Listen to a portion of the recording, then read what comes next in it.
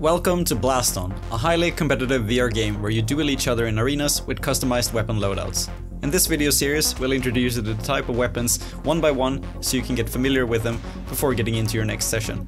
And hopefully, you'll pick up on some useful tips before building your arsenal. Please note that as we keep updating the game, some details will change, but the main aspect of each weapon should stay about the same. Now in this one, we'll take a look at the nades. These are the weapons which you grab, trigger, and then throw at your opponent before they detonate. The nades vary in styles, as they draw their characteristics from other weapons. While most of the nades have similar behavior, their characteristics make for different setups and strategies. Starting with the hammer nade, which is the first one to be unlocked in your loadout. This one borrows characteristics from the hammer, and will shoot out yellow projectiles at your opponent when detonating. As the projectiles scatter in a cone shape, it's best to keep this in mind when deciding where to throw the nade. The Avalance Nade shoots out a laser upon detonation, aiming at the center of your opponent. This can be used to cut a line and corner your target if placed correctly. You can also combine this with the lance weapons to create complex patterns to avoid. The Majestic Nade is also used for area denial, but depending on the timing of the detonation, it can be a pain to avoid. Use this to your advantage and try to master the timing to push your opponent off balance with the enter cage. The Nova Nade shoots out a medium-sized purple projectile which moves towards the center of the target upon detonation. Due to its size and slow movement, this can cause quite a disturbance for your opponent if you time it to detonate above, behind, or on the sides of an opponent, which will force them to have it in the back of their mind or sustain heavy losses. Finally, we have the Avalance Nade. This one is perhaps the most complex in terms of behavior, as it will shoot out yellow projectiles like the hammer nade.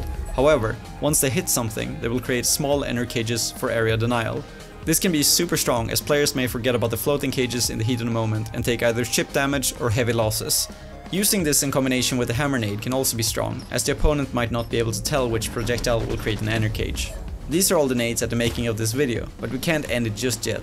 To teach you more about the strategy of the nades, we have a community member and nade aficionado, Kurohuku, to tell us more about how to think when adding a nade to your loadout. Thanks, Diffar. 敵に攻撃を避けられてしまう。そんな時にはグレネード。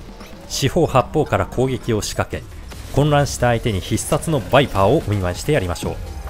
ただし、グレネードを投げる時には少し注意が必要です。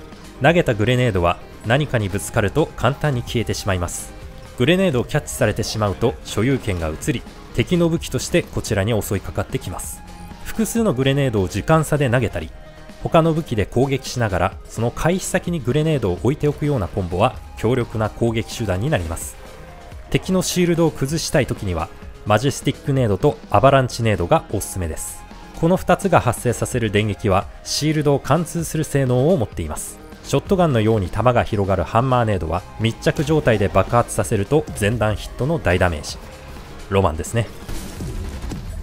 あらゆる方向からの攻撃で敵を翻弄しましょう。Thanks, Kurohuku.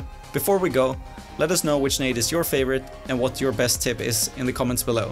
Thanks for watching, and we'll see you in the next Blaston's Weapons introduction video.